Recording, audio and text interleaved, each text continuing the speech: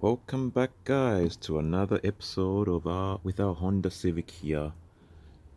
Um, there's some there will be some developments again. Um, this time around, it's the old spark plugs. Now, I didn't film everything, so just to cut the video a little bit shorter, um, I will be replacing spark plugs, but I won't. I will explain to you what I've done to test it. I believe it's the spark plugs that are wrong with this car.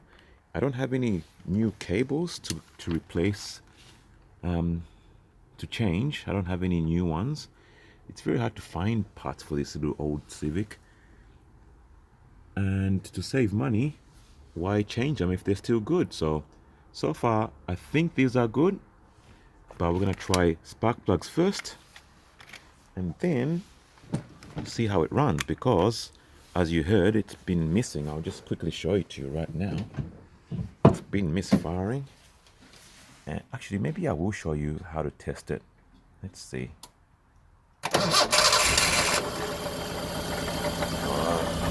So we got it running.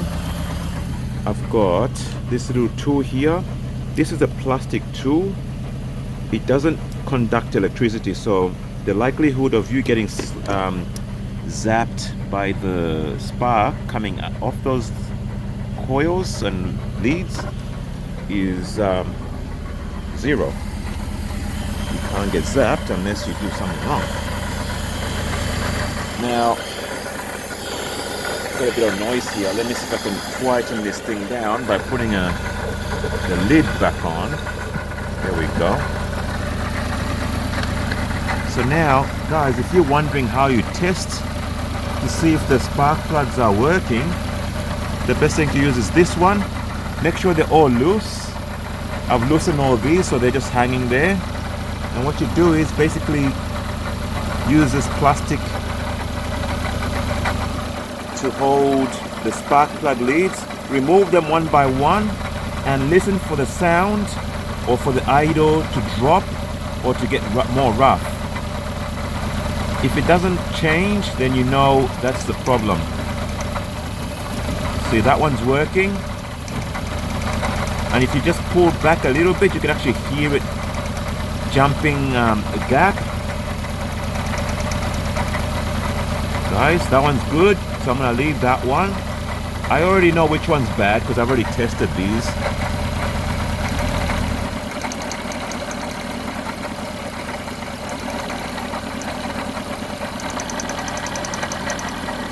So that one's doing something, but not a lot. Let's check this one.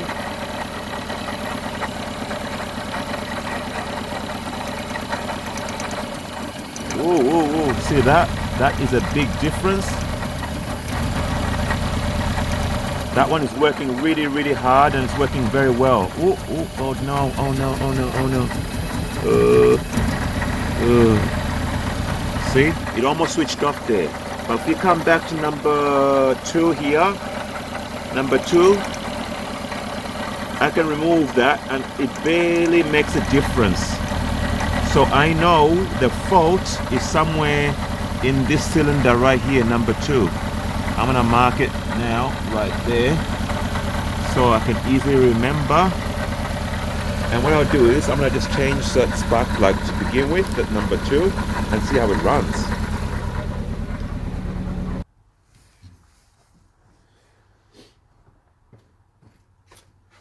Okay, guys, I'm gonna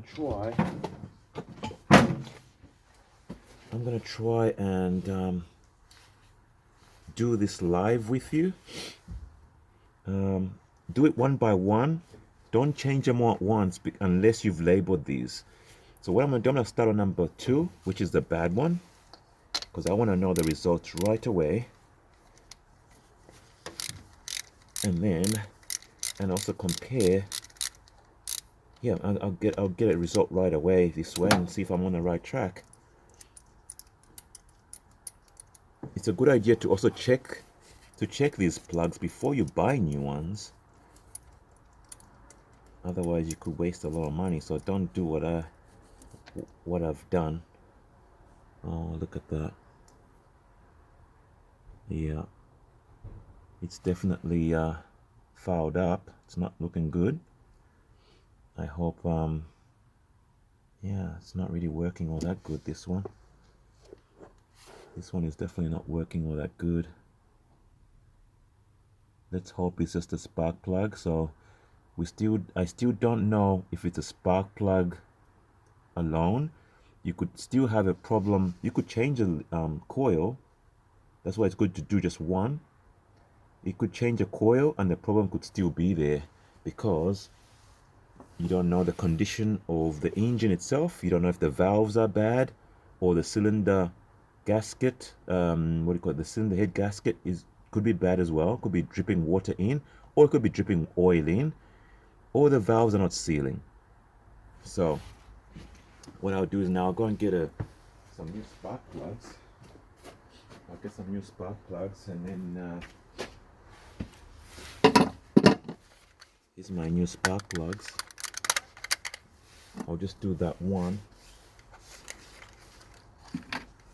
Careful not to drop these plugs, because if you drop them, they're pretty much they're ceramic. They've got a ceramic element to them, so if you drop these, you're most likely gonna damage them. Now, one thing I did, these are the recommended spark plugs, so I don't have any fear in putting them in. I'm gonna put them in. I'm not gonna even bother checking the gap on it, because these are the ones that are supposed to go in there from what the part supplier told me. I'm gonna trust his instinct. I'll put it in and see how it runs, and then I'll do the rest of the other ones if I'm on the right track. If this engine is kaput, well then what's the point? Or you could just change it for curiosity's sake and see what you have. Working with such an old engine, it's always a gamble in so many ways that, yeah, you just never know what is going on. You don't know what you're getting into, what you've got here, until you try it. So I hope these leads are good, because I really don't feel like buying new leads for this car. Let me put all these back on securely while I test run it. So I'm gonna go out there and give it a test again. Let's see if it runs any better.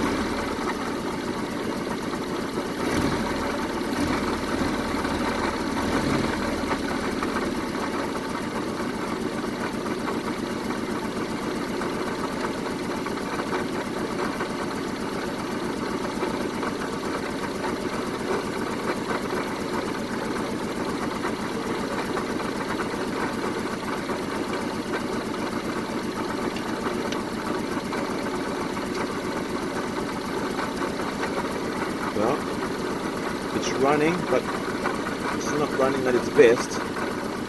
Let me check.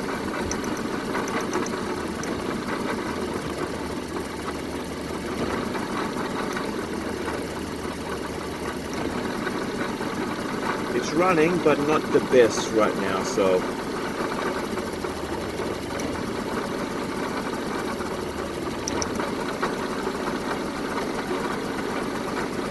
most likely I'll have to check the compression on this engine as well to make sure it's good. Number 3 is the best, so it's got good compression there.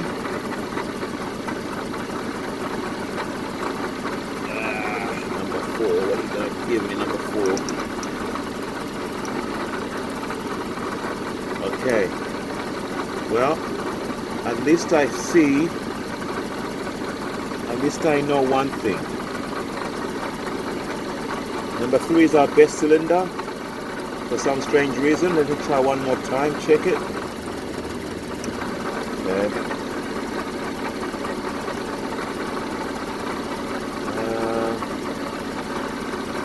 I've got an exhaust leak at the back as well. I can hear exhaust leak, it's chuffing away. Right down there, it's leaking exhaust, I can hear it. But that's not the big issue here. The big issue is trying to get the engine running just right. Right now, yeah, we'll see. We'll see what we can do with this to make it run smoother. It's running a little bit smoother.